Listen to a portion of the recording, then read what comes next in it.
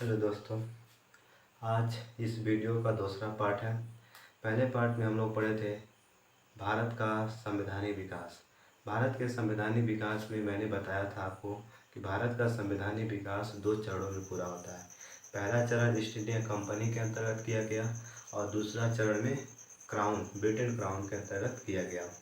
तो आज उसी क्रम में आज हम उस वीडियो को आगे बढ़ाते हुए अगला जो ईस्ट इंडिया कंपनी के अंतर्गत किए गए कानूनी प्रावधानों को देखेंगे। पहला ईस्ट इंडिया कंपनी के अंतर्गत किया गया पहला प्रावधान 1773 का रेगुलेटिंग एक्ट। 1773 का रेगुलेटिंग एक्ट 1773 का एक्ट, या इसे रेगुलेट कहते हैं। रेगुलेटिंग नाम क्यों पढ़ा?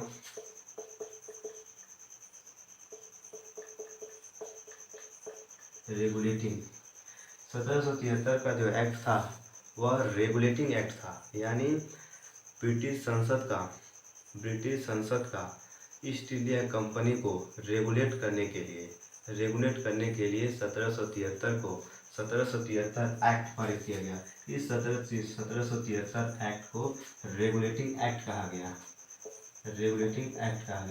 रेगुलेटिंग एक्ट यानी ईस्ट इंडिया कंपनी को रेगुलेट करने के लिए बनाया गया था। ब्रिटिश संसद द्वारा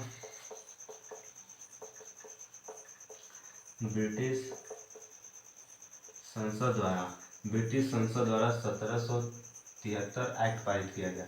1773 एक्ट जो था वह ईस्ट इंडिया कंपनी को रेगुलेट करने के लिए बनाया गया था।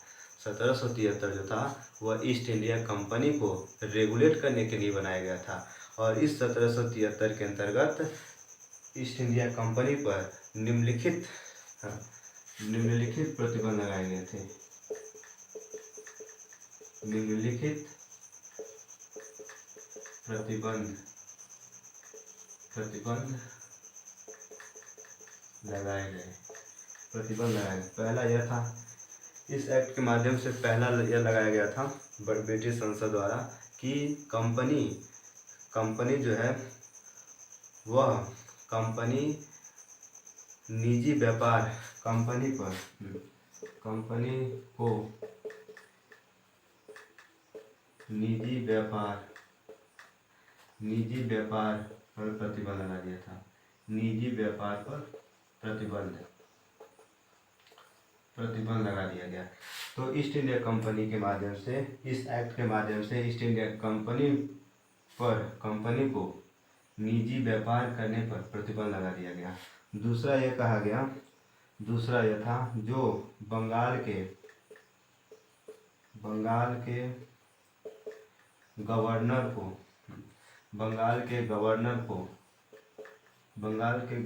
को गवर्नर जनरल बना दिया गया। गवर्नर जनरल बना दिया गया।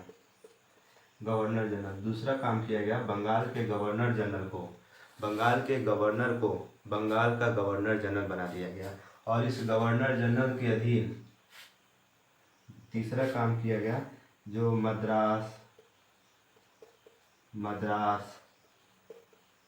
बम्बई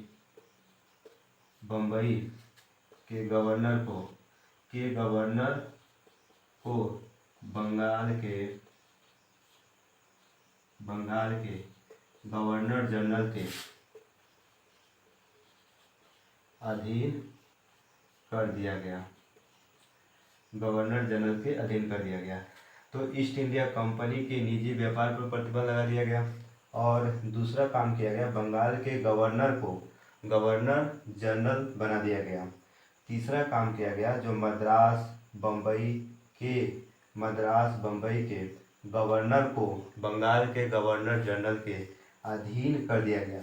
देखिए, जब ईस्ट इंडिया कंपनी थी तो ईस्ट इंडिया कंपनी ने 3 प्रेसिडेंसी बनाया था। पहला बम्बई था, दूसरा बंगाल था, तीसरा मद्रास था। तो बम्बई बंगाल मद्रास थे। इन तीनों में अलग अलग गवर्नर थे। तीनों में क्या थे, अलग अलग गवर्नर थे। जब अलग अलग गवर्नर थे, ये तीनों गवर्नर अपने प्रेसिडेंसी में कानून बनाने में स्वतंत्र थे। लेकिन जब 1700 रेगुलेटिंग एक्ट 1773 आया तो बंगाल बंगाल और मद्रास के गवर्नर को बंगाल के गवर्नर जनरल के अधीन कर दिया गया कर दिया गया। यही यहाँ पर दिखाया गया है कि जो मद्रास और बम्बई के गवर्नर जनरल को बंगाल के गवर्नर जनरल के अधीन कर दिया गया।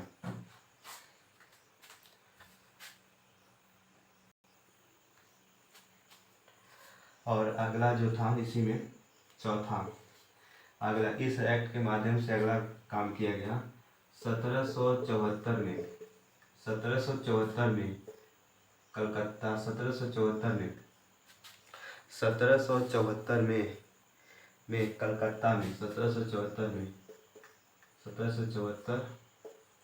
में कलकत्ता में एक उच्चतम सर्वोच्च न्यायालय की स्थापना किया गया।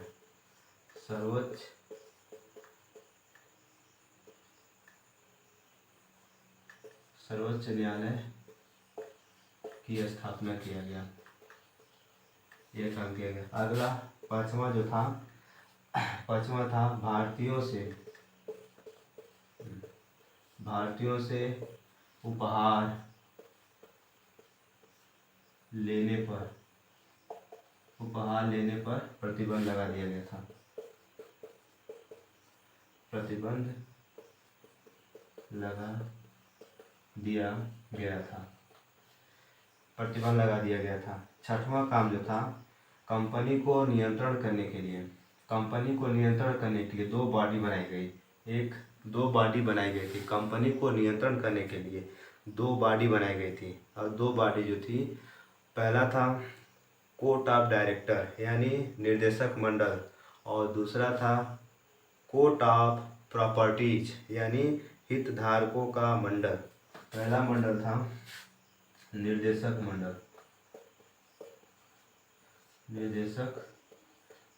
दूसरा हितधारकों का मंडल था। तो कंपनी पर इस दो मंडल के माध्यम से नियंत्रण रखा गया। तो यह था 1773 का रेगुलेटिंग एक्ट, जो ब्रिटिश संसद के द्वारा पारित किया गया था। और यह सिर्फ कंपनी पर, ईस्ट इंडिया कंपनी पर नियंत्रण करने के उद्देश्य से लाया गया था। और इस एक्ट के माध्यम से कई प्रकार से कंपनी पर प्रतिबंध लगाए गए थे। तो अगला वीडियो में देखेंगे हम